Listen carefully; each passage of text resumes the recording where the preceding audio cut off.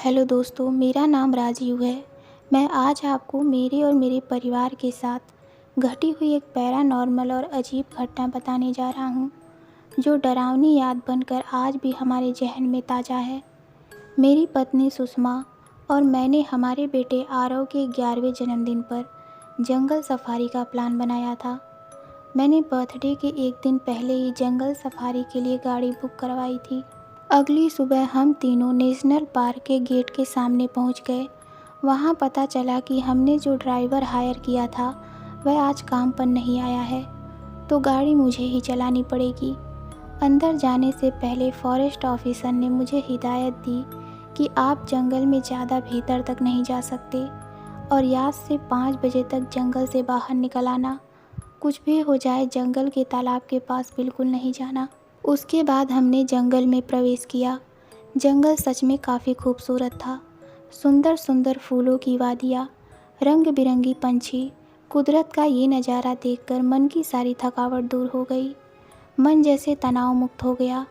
काफ़ी देर से हम जंगल में घूम रहे थे। हमारे अलावा वहाँ और भी परिवार जंगल घूमने आए हुए थे। हम 3 से 4 घंटे जंगल में अलग अलग जगह नए जानवर और पंछी देखने के लिए घूमते रहे। फिर मुझे उस फॉरेस्ट ऑफिसर की बात याद आई कि तालाब के पास जाना मना है, जो वहाँ कुछ ही दूर पर था। मैं और मेरी पत्नी पेशे से साइंटिस्ट हैं, इसलिए भूत प्रेत आत्मा इन सब पर विश्वास नहीं करते थे। इसलिए मैंने गाड़ी तालाब की दिशा में घुमाई। तकरीबन 1 घंटा गाड़ी चलाने के बाद हम तालाब के पास पहुँच गए। ऊपर की कच्ची सड़क पर गाड़ी पार्क करके हम तीनों नीचे तालाब की ओर बढ़ने लगे। तालाब के आसपास काफ़ी घनी झाड़ियाँ थी। तालाब सच में बेहद खूबसूरत था। वो किसी तस्वीर जैसा लग रहा था।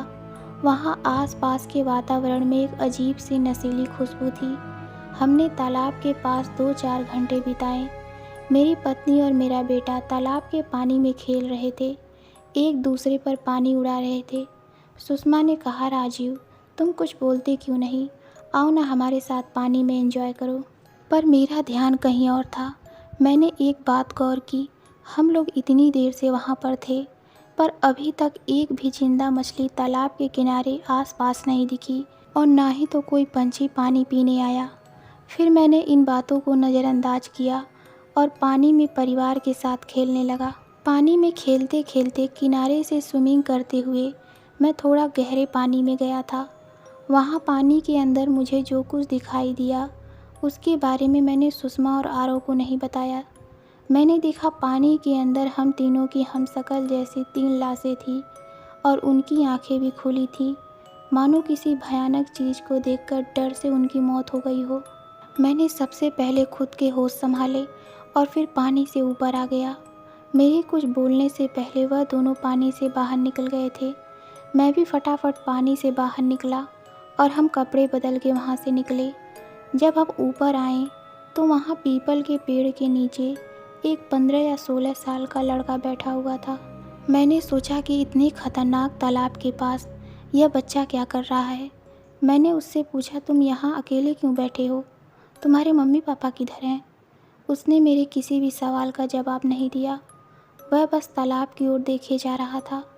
फिर जब मैंने उसके कंधे पर हाथ रखा तो मुझे झटका लगा, क्योंकि वह लड़का बर्फ़ जैसा ठंडा था, जैसे कि मुर्दा घर में रखी कोई लाश हो। मुझे कुछ अजीब सा महसूस होने लगा और हम उस बच्चे को वहीं छोड़कर ऊपर गाड़ी के पास आए तो गाड़ी के पास एक बूढ़ी माताजी बैठी थी। उसने मेरी पत्नी से कहा, बेटी, तुम्हारे पास कुछ खाने के लिए है क्या? सुषमा ने उसे कुछ सैंडविच और बिस्किट के पैकेट दिए। वो माताजी मेरी तरफ देख रही थी। मैंने उनसे कहा, माताजी, क्या मैं आपको कहीं छोड़ दूँ? वह गहरी आवाज़ में बोली, आंखों देखी किसी भी बात पर भरोसा मत करना और अपने अंतर मन की आवाज़ को कभी अनसुना मत करना। ये शब्द कहकर वह माताजी जंगल में चली गईं। हम जंगल से निकले ही थे कि थोड़ी ही दूर जाकर गाड़ी अचानक बंद पड़ गई। मेरे दिमाग में बस एक ही बात चल रहा था कि अपने परिवार को इस अजीब और ख़तरनाक जगह से बाहर कैसे निकाला जाए। मैंने गाड़ी को चेक किया तो उसमें पानी ख़त्म हो गया था और गाड़ी इतने घंटे बंद रहने के बावजूद भी कुछ ज़्यादा ही गर्म थी। मैंने अपनी पत्नी और बेटे को कहा, तुम दोनों गाड़ी में ही रुको, मैं बस 10 मिनट में पानी लेकर आता हूँ। मैंने टाइम वेस्ट नहीं किया और पानी का खाली गैलन लेके तालाब की ओर निकला। मैं जब तालाब की ओर जा रहा था तब मुझे वातावरण में अचानक से ठंड महसूस हो रही थी। तालाब के पास पहुंचकर मैंने देखा कि वह बच्चा अभी भी उसी जगह पर बैठा है। मैं नीचे उतर रहा था, तभी मेरी नज़र झाड़ियों के पीछे से तालाब पर पड़ी और मैंने जो नज़ारा देखा उसे देखते ही मेरे खुद के हाथ पैर ठंडे पड़ गए। मैंने देखा कि मेरी बीवी और बेटा तालाब के पानी में अभी भी बैठे हुए हैं और मैं उनकी वीडियो रिकॉर्डिंग कर रहा हूँ। ये देखकर मैं कुछ मिनटों के लिए वहीं पर नीचे बैठ गया और सोचने लगा कि ये क्या हो रहा है, ये कैसा भ्रम है। मैंने पानी में जो हम शक्ल देखे थे मुझे लगा वो मेरा वहम था, पर अब ये नई मुसीबत क्या है? क्या यह किसी तरह का छलावा है? मैं पानी लेने जाऊं या नहीं? उधर मेरा परिवार मेरा इंतज़ार कर रहा था। फिर मैंने एक बार फिर उठकर तालाब की तरफ देखा तो वह तीनों हमशक्ल वहाँ नहीं थे।